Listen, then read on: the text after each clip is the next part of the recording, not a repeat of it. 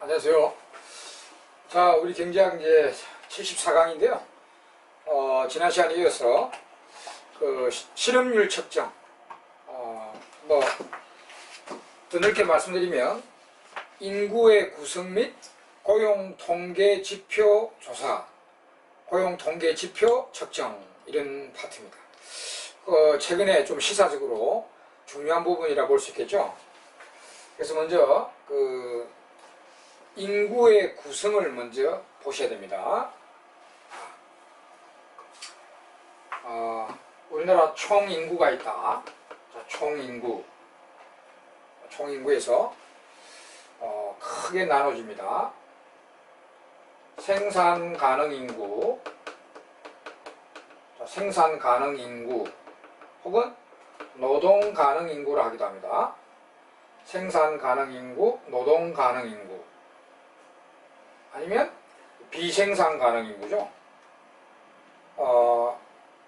요거 반대가 요거니까 요 위에 인구를 중점으로 공부하시면 되겠어요. 그럼 요거 아니면 요거다 이러면 총 인구 중에 생산 가능 인구 아니면 비생산 가능 인구, 이렇게 공부하시면 되겠죠. 자, 그럼 생산 가능 인구 누구냐면 요거만 나이로 구분합니다. 나이. 총 인구 중에 나이로 만 15세 이상이면 전부 생산 가능입니다. 요거만 나이로 딱 만 14세 이하겠죠. 14세 이하, 15세 이상 나이로 딱 구분합니다. 물론 예외는 있습니다. 우리 15세 이상이라도 그 책에 있듯이 군복무자나 교도소 수감자 등은 제외합니다. 그 사람들 생산 가능인 거 아닙니다. 그런 건 뭐 예외니까 크게 신경 안 써도 됩니다. 이제 15세 이상 인구 중에 생산 가능 인구 중에 다시 나눠지면 경제활동 인구와 비경제활동 인구로 나눠집니다. 이것도 이제 경제활동 인구 아니면 전부 비경제다 이렇게 보면 돼요. 자, 그러면 경제활동 인구가 누구냐? 경제활동 인구는 취업자거나 실업자가 되면은 경제활동 인구입니다. 취업자거나 실업자는 경제활동 인구. 그러니까 취업자도 아니고 실업자도 아니면 비경제입니다. 15세 이상 인구 중에서. 이제 제일 중요하죠. 취업자는 누구냐 그러면 만 15세 이상 인구 중에 취업자로 분류되는 자가 누구냐? 이 세 가지 요건이 적혀 있는데 이 세 가지 요건에 갖춰지는 사람들입니다. 한 일주일에 1시간 이상 월급 받고 일한 자입니다. 자, 일주일입니다. 일주일에 1시간 이상만 월급 받고 일하면 취업자입니다. 1시간입니다. 일주일에. 그러니 6일 놀다가 하루가 2시간 일한다든지 파타임이나 계약직이나 아르바이트 뭐 등등 일주일에 1시간 이상만 일하면 전부 취업자입니다. 그 다음 두 번째는 나는 아버지가 식당 하는데 거기서 도와주고 있습니다. 아버지가 사장인데 그 아버지가 하는 사업에 내가 도와주고 있다. 그 월급을 받으면 아버지고 뭐고 상관없습니다. 사장이 아버지든 뭐 어머니든 월급을 받으면 일주일에 1시간 이상 일하면 돼요. 근데 이제 월급 안 받고 해줄 때는 아버지가 사장인데 자기 집 일에 이제 도와준다. 그럼 월급을 안 받고 하는 거 우리가 무급가족 종사자로 하는데 무급가족 종사자는 일주일에 18시간 이상 일해야 됩니다. 자, 일주일에 18시간 이상 일하는 일주일에 18시간 이상 일하는 무급가족 종사자, 무급으로 가족 일에 도와주는 자, 가족 종사자, 이게 이제 취업자입니다. 그 다음 세 번째는 조사요원이 조사하러 갔는데 출근은 안 해. 근데 이유가 뭐냐? 출근 안 하는 이유가 원래 이제 취업자인데 출근 안 하는, 일을 안 하는 이유가 일시적 이유로다. 일시적 이유로 일을 안 하더라. 일시적 이유라는 거는 이제 병가를 냈어요. 출산 휴가를 내서 휴가 됐어요. 그 다음에 자연재해로 출근을 못하고 있다. 뭐 대폭설, 대홍수, 대지진, 태풍, 자연재해 등으로 출근 못하고 있다. 자기 사업장에 파업이 일어나, 노동쟁의가 일어나가지고 출근 못하고 있다. 이런 겁니다.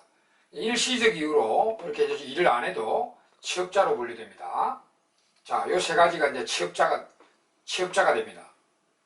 그럼 요거 이제 세 가지에 해당되지 않으면 일단 실업자로 봐야 되는데, 아무나 또 실업자가 아닙니다, 여러분. 취업자가 아닌 자로서 지난 4주간, 한 달간이죠. 반드시 구직활동을 한 자, 한 번 이상 한 자입니다. 구직활동을 한 번 이상 해야 돼요. 뭐 이력서 냈든지 면접 보러 갔든지 아니면 전화로도 알아봤든지 하여튼 구직활동을 지난 4주간에 한 번 이상 하고 그 상태에서 취업자가 아니면 실업자입니다. 자, 그러면 이제 끝났어요. 그러니까 우리가 만 15세 이상 인구 중에 요놈이 취업자고 요놈 실업자야. 그럼 요 4개에 해당되지 않으면 취업자도 아니고 실업자도 아니다. 그럼 전부 다 비경제입니다. 그 외에 이 취업자, 실업자 아닌 자는 전부 다 비경제활동인 겁니다. 그러니까 여러분 이걸 신분으로 분류하고 나이로 분류하면 안 돼요. 예를 들어서 100세 노인이다. 100세 노인이라 비경제다 이러면 안 됩니다. 100세 노인이라도 일하고 있으면 취업자입니다. 취업자. 그리고 가정주부, 전업주부는 비경제지만 가정주부라도 파트타임으로 일한다. 대학생이라도 아르바이트 하고 있다 그러면 다 취업자입니다. 알겠죠? 그래서 여기 이제 포인트죠. 요 세 사람은 취업자. 요거는 이제 취업자가 아닌 자로서 지난 4주간 구직활동을 했으면 실업자. 취업자도 아니고 실업자도 하면 전혀 비경제입니다. 비경제활동이고. 자, 이렇게 이제 분류를 하시고요. 자, 그 다음 그 밑에 이제 고용통계 지표가 나왔는데 책에 이제 공식이 있으니까 저는 말씀만 드리겠습니다. 일단 여기 이제 왼쪽이 분모, 오른쪽이 분자입니다. 우리 생산 가능 인구분의 경제활동 인구, 요 비율. 생산 가능 인구분의 경제활동 인구의 비율. 여기 경제활동 참가율입니다. 경제활동 참가율이고, 그 다음에 분모는 생산 가능 인구 그대로고요. 분자가 취업자 수, 요거. 취업자 수가 되면 고용률이라고 합니다. 고용률. 여기 고용률입니다. 고용률이고, 이거는 경제활동 참가율이고, 그 다음에 이제 실업률은 요쪽으로 넘어옵니다. 요것분의 요거. 우리나라 경제활동 인구분의 실업자 수. 요놈이 실업률입니다. 실업률. 요거는 이제 취업률인데, 취업률하고 실업률은 백분율로 나갑니다. 실업률을 주로 물어보죠. 경제활동 인구분의 실업자 수. 이게 실업률입니다. 자, 이렇게 이제 계산을 하시면 되고요. 자, 여기 누구인지 정확하게 아시고 그것도 물어보고요. 그 다음 계산 문제도 나오거든요. 이게 계산 문제 나오니까 계산할 수 있도록 하시고, 그 다음 이제 그 오른쪽 페이지 보면은 우리나라가 이런 식으로 지금 통계 실업률입니다. 통계 실업률을 내면은 현실 실업률에 비해서 너무나 낮게 통계가 납니다. 그러니까 뭐 주위에 보면은 실업자들이 엄청 많은데 정부가 발표하는 실업률은 그렇게 높지 않다는 거죠. 이 통계 실업률이 굉장히 낮게 나타나요. 그래서 그 이유, 우리나라 이렇게 통계를 지금 내게 되면은 통계 실업률이 현실 실업률에 비해서 체감 실업률이죠. 현실 체감 실업률에 비해서 현저히 낮게 나타납니다. 낮게. 이게 이유가 뭐냐 이죠. 왜 우리나라 통계 실업률은 현실 실업률에 비해서 굉장히 낮게 나타날까? 그거 이제 3개 정도 적혀있죠, 우리 책에. 첫째는, 제일 포인트가 요거죠, 이거. 우리나라 아직까지요, 일주일에 1시간 이상만 일하면 취업자입니다. 그러니까, 경기 안 좋을 때, 해고는 안 되지만, 근무 시간이 확 줄어드는 경우가 있어요. 경기 안 좋단 말이에요. 그러니까, 해고는 잘 안 되니까, 해고는 안 하되, 근무 시간을 왕창 줄여버리는 경우가 있어요. 이런 경우도 1시간 이상 일하면 좀 여전히 취업자입니다. 그래서 지금 일주일에 1시간 이상 일하면 이 1시간 넘게 취업자로 분류되고 있다는 겁니다. 시간이 너무 적다는 거죠. 여기 이제 ILO 기준인데요. 국제노동기구 있죠. 국제노동기구 기준이 그래요. 근데 이 OECD 기준은요, OECD 기준은 요거 이제 1시간이 아니라 일주일에 18시간 이상 일해야 취업자로 분류되는 기준입니다. OECD 기준. 그래서 그 기준으로 바꾸면 우리나라 실업률이 엄청나게 올라갈 거예요. 통계 실업률이 엄청나게 올라갈 거예요. 근데 이제 여전히 ILO 기준으로 하니까 아직 통계 실업률이 낮게 나타납니다. 그다음 두 번째는 전국에 엄청난 실망 노동자들이 많아요. 자, 실망 노동자가 뭐냐? 실망한다. 실망. 예.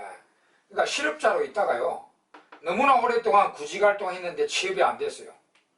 그러니까 자포자기 상태로 적어도 한 달 이상 구직활동을 포기한 자들입니다. 그래서 실망 노동자라고 해요.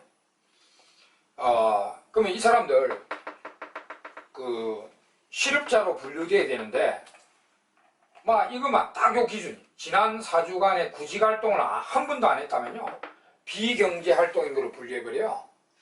그럼 여기 분류될 사람이 비경제로 분류되면 실업률이 내려갑니다. 자, 이거 한번 보세요. 여기 분류돼야 되는데 여기 구직활동을 한 달 이상 안 했다고 해가지고 비경제로 내려버리면요, 요거 우리나라 실업률이 내려갑니다. 요거. 왜냐? 실업률이 요것분에 요거잖아 지금. 근데 여기가 한 명이 내려가면, 한 명만 내려갔다 합시다. 그러면 여기서 한 명 내려가면 경제활동 인구도 한 명 작아지고 실업자도 한 명 작아집니다. 분모 분자 한 명씩 똑같이 빠지면 이 숫자가 내려가요. 이거 한번 보세요. 처음에 경제활동 인구가 3명이었어요. 그럼 실업자 수가 2명이었다 합시다. 그럼 실업률은 3분의 2입니다. 근데 요 실망하여 요 실업자가 여기로 내려왔다. 구직활동을 포기해가지고 비경제로 내려버리면, 한 명이 내려오면 경제활동 인구 2명, 실업자 1명이 되죠. 그럼 2분의 1이 됩니다. 3분의 2에서 2분의 1로 내려가 버려요, 숫자가. 그래서 이런 게 우리가 전국에 실망 노동자들 굉장히 많아요. 그래서 이 사람들을 비경제활동 인구로 분류하는 문제, 이 두 문제 있고요. 또 세 번째는 이제 우리나라 수험공화국이잖아요. 전국에 수험준비생 엄청나게 많습니다. 수험준비생. 예? 대학교 졸업했던, 아니면 휴학하고 수험준비하는 거예요. 수험준비생 많죠. 공무원 수험준비, 또 공인중개사 수험준비생 몇십만 명. 구급 공무원 수험준비생도 몇십만 명. 이렇게 이 수험준비생. 그 다음에 취준생이라죠. 취업준비생도 엄청 많습니다. 이게 다 비경제활동계로 분류되고 있어요. 그 다음에 우리 남자들은 군에 입대해야 되죠. 그럼 올해 군에 간다. 영장이 나중에 나온다. 그러면 이게 취업을 잘 안 해요. 물론 하는 사람도 있겠지만, 올해 나중에 몇 개월 뒤에 영장 발부되는데, 지금 취업하고 있는 사람은 없죠. 그러니까 이게 군에 갈 때가 기다리고 있는 거예요. 군 입대 대기자들 많습니다. 남자들은 입대를 하기 위해서 대기하고 그냥 비경제활동인으로 분류되죠. 입대 대기자들. 그 다음 우리나라는 선진국에 비해서 자영업자가 많다는 통계가 나와 있어요. 우리 선진국에 비해서 우리나라 자영업자가 매우 많습니다. 자영업자가 많으니까 여기서 붕어빵 사업을 하고 있다. 근데 몇 개월, 몇 년 동안 적자 내고 있어 지금. 붕어빵 사업하고 있는데 계속 적자라 지금. 그러니까 빨리 그만두고 다른 직장을 잡아야 돼요. 그런데 다른 직장 별로 그게 없으니까 이 적자 나도 계속 붕어빵 사업하고 있는 거예요. 자영업자들은 취업자로 분류되거든. 적자 난다고 해서 실업자가 되는 거 아니거든요. 자영업을 하고 있으면 적자 나든 이익 나든 취업자입니다. 그런 사람도 있고. 그 다음에 이제 창업을 준비하고, 자영업을 하려고 앞으로 창업을 준비한다. 그 창업을 준비하고 있으면 비경제활동, 창업 준비자들 다 비경제활동인 겁니다. 그러니까 자영업이 많은 것도 우리나라 실업률이 많이 내려가는 이유가 됩니다. 그래서 한 요 세 가지 정도가 우리나라 통계 실업률이 낮은 이유, 요거 이제 알아두시면 되겠죠. 자, 요 내용 상당히 중요합니다. 그래서 잘 알아두시기, 어려운 내용은 아니잖아, 그죠? 그러니까 잘 알아두시기 바랍니다. 네. 우리 책에 요 관련 계산 문제들, 퀘스천 문제도 있고 예제 문제도 있으니까 천천히 풀어보시고요. 다시 한번 정확하게 개념을 잡아주시기 바랍니다. 자, 그 다음에 이제 상 넘어가면 이제 3번에 제목이 비자발 실업 및 노동시장에 대한 옛날 고전파와 케인작파 간의 견해 비교가 들어옵니다. 이거는 이제 복습이라고 보시면 돼요. 복습, 그 비자발 시럽에 대한 견해, 그 다음에 노동시장에 대한 견해 비교, 옛날 고전학파하고 케인즈 학파 간의 견해를 종합 비교해 놨습니다. 여기에서 말하는 시럽은요, 비자발 시럽입니다. 자발 시럽은 양쪽 다 있습니다. 우리 자발 시럽은 뭐 케인즈든 고순파든 항상 존재한다. 자발 시럽은 존재한다는 거고, 비자발 시럽이 있나 없나 이야기거든. 그래서 고순파들은 항상 비자발 시럽은 없다. 항상 완전고용이다. 항상 완전고용이다. 비자발 시럽 없다. 뭐 이렇게 보는 거고, 케인즈는 아니다. 비자발 시럽 항상 존재한다. 항상 그렇게 자본주의는 불안정 고용이 일반적이다. 이렇게 보고 있죠. 그럼 케인즈 것도 볼게요. 케인즈가 비자발 시럽이 존재하는 이유는 총수요 부족이죠. 총수요 부족 때문에 항상 비자발 시럽은 존재할 수 있다. 그리고 대책도 정부의 적극적인 수요 확대 정책, 확장 재정 금융 정책으로 비자발 시럽을 줄여야 된다. 정부가 적극 개입해야 된다. 비자발 시럽을 줄이기 위해서는 확장 재정, 확장 금융 정책을 펼쳐라. 뭐 그런 입장이고요. 고순파는 이제 비자발 시럽이 없는데 일시적으로 노조가 임금을 갑자기 올려버리면 일시적으로 비자발 시럽이 존재할 수는 있다. 그것도 이제 구조적 시럽이죠. 우리 앞에서 노조임금 인상이나 최저임금제나 노조임금 인상이나 최저임금이나 효율임금들은 비자발 시럽인 구조적 시럽을 유발하게 되죠. 그죠? 이렇게 시장임금보다 임금을 높여버리면 시장균형임금보다 임금을 이렇게 노조임금 인상이나 뭐 최저임금이나 효율임금으로 이렇게 임금을 올려버리면 이런 비자발 시럽이 존재한다 그랬죠. 이거는 구조적 시럽입니다. 구조적 시럽인데 이런 시럽이 노조임금 인상으로 이런 구조적 시럽은 비자발 시럽인 구조적 시럽은 일시적으로 존재할 수는 있다. 고순파들 얘기입니다. 그러나 시간이 흐르면 초과 공급이니까 임금이 즉각적으로 신축적으로 내려가면서 다시 이걸로 균형으로 가니까 다시 완전고용으로 복귀할 것이다. 이런 주장입니다. 여기로 가면 완전고용입니다. 여기로 가면 비자발 시럽은 없어요. 왜? 요 임금에서 노동자들이 이만큼 공급하러 왔잖아요. 노동 공급이 이만큼 발생하는 그 공급하는 사람들이 다 채용되기 때문에 이 균형으로 가면 비자발 시럽은 없어집니다. 자발 시럽은 있겠죠. 있는데 비자발 시럽은 없으니까. 그러니까 이렇게 일시적으로 노조임금 인상에서 구속 시럽이 비자발 시럽이 있어도 시간이 흐르면 즉각적인 임금의 하락 기능에 따라서 다시 완전으로 복귀할 것이다. 그래서 정부가 개입할 필요는 전혀 없다. 시장의 신축적인 기능에 의해서 다시 완전고용으로 복귀한다. 이런 이제 생각을 갖고 있고. 그 다음 넘어가면 이제 임금이 고순파들은 옛날 고순파들은 상하 신축이다. 상하 신축이다. 그리고 케인즈파는 우리 많이 했잖아요. 화폐 착각이다. 경직이다. 케인즈파들은 임금은 물가 변화만큼 즉시즉각으로 움직이지 않는다. 경직이다. 이렇게 보고 있죠. 고순파들은 이 임금이 물가 변화만큼 정확하게 오르면 오르고 내리면 내리고 상하 신축이다. 이렇게 보고 있고요. 케인즈는 아니다. 임금은 좀 경직이다. 근데 경직에도 출친한데 그 밑에 바로 당구장 표시 보면은 우리 앞에 다 복습하는 겁니다. 요 임금이 물가 변화만큼 즉각적으로 변하지 않는다는 이유는 케인즈파들은 화폐 착각으로 설명하죠. 노동자들이 물가를 몰라서 그렇다. 그러나 새 케인즈파들은 아니다. 합리적 기대는 한다. 착각 없죠. 노동자들이 물가를 정확하게 기대는 하지만 그에 대한 즉각 반응을 안 한다는 거죠. 그걸 각종 경직성 이론에 9개 이론 중 새 케인즈파는 9개 이론 중에 임금의 경직성 이론이 5개가 있죠. 앞에 우리 했잖아요. 그죠? 그런 이론으로 해서 노동자들이 기대는 하지만 물가를 즉각 반응을 안 해서 이렇게 경직이다. 그런 게 또 이제 우리 케인즈파들의 차이점이라고 앞에서 다 공부했습니다.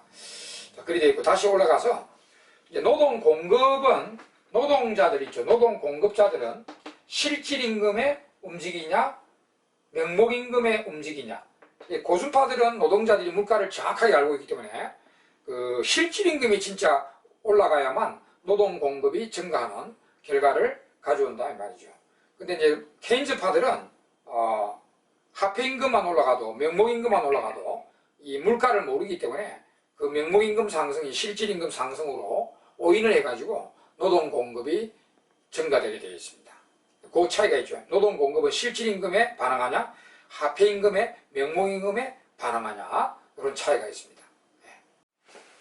예, 그리고 이제 노동 수요자는 기업은 이제 다 양쪽 다 고순파, 케인즈파 모두 기업들은 물가를 정확하게 알기 때문에 이제 실질임금에 이제 반응을 하고요. 그거는 똑같고, 노동 공급자들은 이제 차이가 납니다.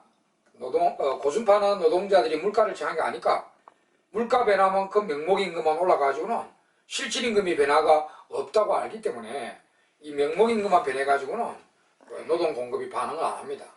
진짜 실질임금이 올라가야 노동 공급이 늘고요. 케인즈파는 노동자들이 물가를 모른다. 화폐 착각에 빠져있다. 그러니 물가가 올라간 상태에 명목임금만 올라가도 이 물가를 모르니까 명목임금만 올라간 거를 실질임금이 올라간 것이 그냥 착각합니다. 그래서 노동 공급이 반응하게 되어 있습니다. 뭐 그런 차이가 있다. 이렇게 이제 그거는 제가 책에 그대로 정리되어 있으니까 쭉 한번 읽어봤습니다. 자, 요는 이제 2장의 마지막 파트로서 필립스 곡선과 거시정책 이런 제목이 나와 있어요. 자, 잘 보셔야 됩니다. 요거 우리 거시경제학 첫 시간에 필립스 곡선에 대해서 약간 언급해 드린 바가 있는데 그 부분에 대해서 자세히 공부하는 겁니다. 필립스 곡선과 거시정책, 이걸 공부하면, 이제 필립스 곡선을 공부함에 있어서요, 이걸 그 책에도 있는 걸 여러분 좀 적어 두십시오. 필립스 곡선의 형태하고요, 필립스 곡선의 형태하고 그 나라의 총공급 곡선의 형태가 밀접히 관련되어 있습니다. 필립스 곡선의 형태와 총공급 곡선의 형태가 밀접히 관련되어 있다. 이것도 먼저 알아두세요. 그 제목 옆에다가 좀 적어두세요. 필립스 곡선 형태하고 그 나라의 총공급 곡선의 형태가 밀접히 연관되어 있다. 그럼 어떻게 연관되어 있는가 봅시다. 우리 교재 보면은 이제 그림 14-3 이게 두 개 그림이 있죠. 14-3에 왼쪽은 총수요 총공급 그림이고 오른쪽은 필립스 곡선이죠. 14-3, 14-4, 14-5에 양쪽으로 그림이 두 개가 이렇게 그려져 있죠. 왼쪽은 총수요 총공급 그림이고 오른쪽은 이제 필립스 곡선 그림입니다. 이게 중간에 이제 이꼴 다 해야 되죠. 같은 의미의 그림이다 이 말입니다. 같은 의미의 그림이다. 그런 식으로